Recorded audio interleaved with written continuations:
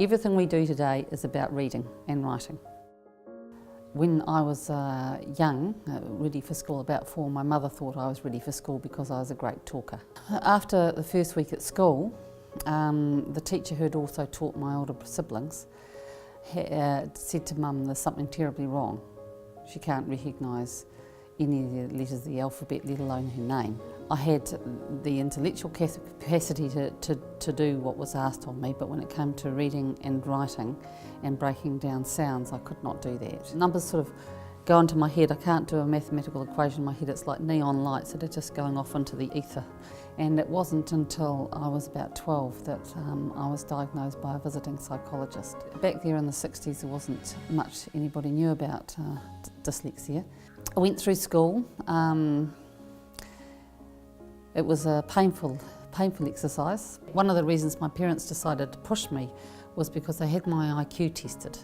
And given that it was well above the average person that went into university, they thought, well, she needs to be pushed, otherwise she'd get bored and be trouble. I did get school cert. I got 5 subjects in school cert the first time round. I missed UE, mainly because I was 1 or 2 marks off getting the lowest mark for your English to get through. Then I went and carried on and I did nursing, which again, when it came to the practical stuff, it was a piece of cake. When it came to writing the exams, often I would make a large number of mistakes in terms of what the question was. I didn't do anything acute nursing at all because that meant drug calculations and I couldn't trust myself. About 5 years ago, my mother had brought the book, Barbara Arrowsmith's book, The Woman Who Changed Her Brain.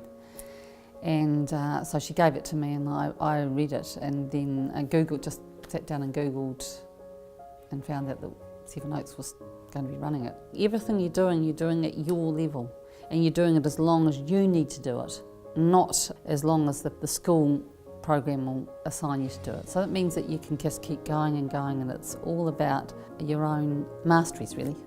It looks like we're doing a whole lot of weird stuff. It looks like we're playing games. But it's hard work. I've never been so exhausted in my life. So the changes that I noticed is that I could catch myself making mistakes. Now, it's not just making mistakes when I'm writing or typing, but it's making mistakes verbally, because it's another problem I had, particularly as a teenager, is that, and again during the quakes, is that I would say things would come out of my mouth and they weren't what I intended to say, and in fact they were so completely wildly different. My mother said that she noticed the other day that whenever I do any sight reading, she said I'm much more fluent than I was. If you are behind in your first couple of years of school, you're not going to catch up. It's not just the disability of dyslexia that you end up with. If you allow a child to go through school, it's the amount of ridicule, disappointment, and the whole effect on your confidence. I would say to a parent, if you think there's a problem, get onto it. And don't necessarily listen to the teachers who say, oh no, they'll be all right.